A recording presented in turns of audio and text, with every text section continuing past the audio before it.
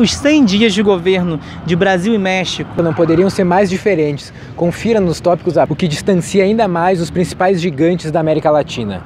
Confira a diferença entre o esquerdista Manuel López Obrador e o ultradireitista Jair Messias Bolsonaro. Bolsonaro represou o aumento do salário mínimo, produzindo um ganho real de apenas 1% para os trabalhadores brasileiros. Além disso, tenta aprovar uma reforma da Previdência desenhada por sua equipe econômica que vai prejudicar os mais pobres da área urbana e da área rural. Obrador aumentou em 16% o salário mínimo, tendo um aumento real em 11% descontado a inflação. O maior aumento para a classe assalariada desde pelo menos 1989. Aos idosos também aumentou em 100% o valor da aposentadoria. Bolsonaro, além de acumular os salários de presidente e de capitão reformado, também tem uma aposentadoria da Previdência relativa ao tempo que foi deputado. Mesmo com todos esses rendimentos, o gasto do cartão corporativo, que corresponde aos gastos do presidente no Brasil, aumentou 16%. Em 100 dias foram mais de 1 milhão gastos por Bolsonaro e sua equipe. O Obrador diminuiu o seu próprio salário de R$60 mil para R$24 mil e ainda proibiu que qualquer pessoa do Estado ganhasse acima do presidente. Cortou a aposentadoria dos ex-presidentes e limitou os gastos de viagens de todos os ministros. Além de vender o avião presidencial, que era um avião presidencial de luxo, com mais 60 aeronaves e 70 helicópteros.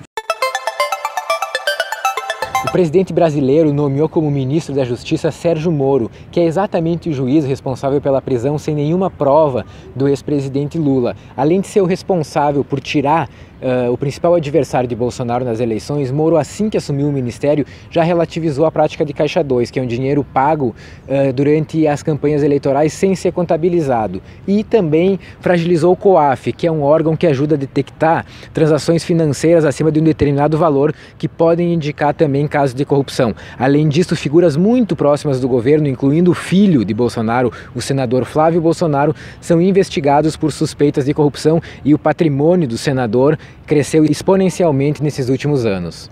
De cara, o seu grupo parlamentar já enviou ao Congresso um projeto para acabar com o foro privilegiado, que já está em vias de aprovação e que também se estenderá a funcionários públicos. E também defende leis mais severas no combate à fraude eleitoral e desvio de verbas.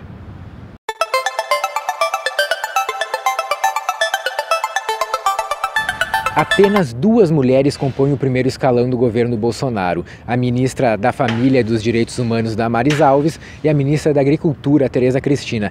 Todos os demais ministros são homens, ou seja, há menos de 10% impostos de mulheres em postos estratégicos do governo Bolsonaro.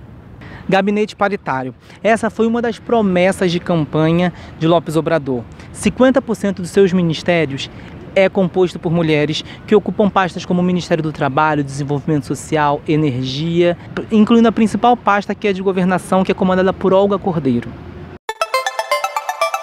Em 100 dias, Bolsonaro é o presidente que mais passou tempo fora do Brasil. Foram 4 viagens internacionais para Chile, Israel, Estados Unidos e também para a Suíça. Em compensação, dentro do território brasileiro, o presidente não foi até o momento nas regiões Sul, Nordeste e Norte do Brasil, concentrando a sua agenda apenas entre Rio de Janeiro, São Paulo e Brasília.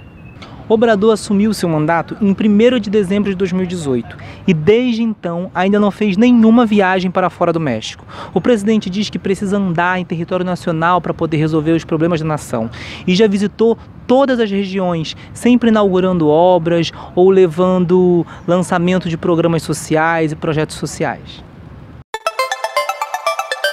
Bolsonaro, de acordo com as pesquisas divulgadas recentemente, é desaprovado por mais de 2/3 dos brasileiros. Mesmo entre seus eleitores, o capitão do Exército reformado, que se tornou presidente, vem perdendo apoio. Isso se deve à frágil agenda de trabalho do presidente e aos poucos resultados econômicos que tem conseguido até agora, fora sua postura incendiária no Twitter e também o comportamento dos filhos interferindo no governo. Isso tudo faz com que a aprovação de Bolsonaro, com pouco mais de 3 meses de governo, seja a pior dentre os presidentes brasileiros nos últimos tempos. Os 79% de aprovação, segundo as pesquisas, a Manuel López Obrador mostra o otimismo com que o povo mexicano tem visto o novo governo, que já tem índices superiores do que quando assumiu, em dezembro de 2018. O presidente brasileiro evita entrevistas para os principais meios de comunicação e faz comuns críticas a todos esses meios regularmente em suas redes sociais. Aliás, nas redes sociais é que ele principalmente se comunica especialmente com o seu eleitorado. E em lives, semanalmente acompanhado de um ministro ou de um filho, ele fala sobre todos os seus planos para o futuro próximo.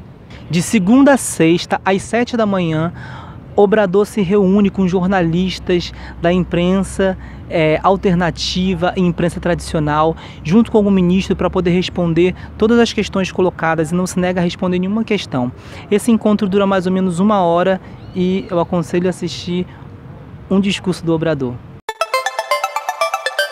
Além da venda do patrimônio nacional, principalmente do pré-sal brasileiro, esse governo tem caracterizado a sua postura por uma subserviência na agenda externa. Ele, por exemplo, permitiu a entrada de canadenses, australianos, estadunidenses e japoneses no Brasil sem visto, sem exigir a contrapartida desses governos desses países em relação aos brasileiros. O presidente brasileiro, quando esteve nos Estados Unidos, foi visitar a CIA, que é uma agência de inteligência de outro país. E, para completar, no Fórum de Davos parecia mais um agente de turismo oferecendo o Brasil e suas belas paisagens para os estrangeiros passarem férias do que percebendo o Brasil como uma das principais economias mundiais e um dos principais atores no jogo geopolítico que acontece no mundo.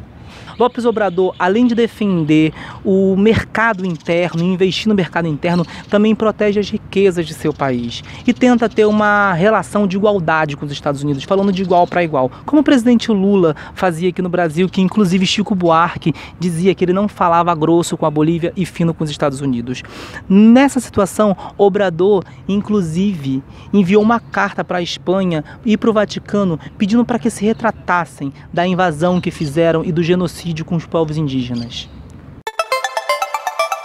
Bolsonaro flerta com ameaças, inclusive militares, à Venezuela o tempo todo, ao não afastar de pronto qualquer tipo de ideia de uma invasão no país vizinho.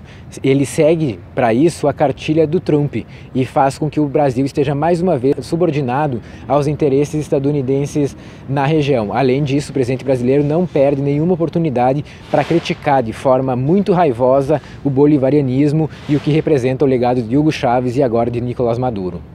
Assim como a maioria dos países do mundo, Obrador reconhece Nicolás Maduro como presidente da Venezuela e se coloca à disposição para mediar os conflitos na região, sempre ressaltando que o povo venezuelano precisa ter autonomia para poder resolver as suas próprias questões.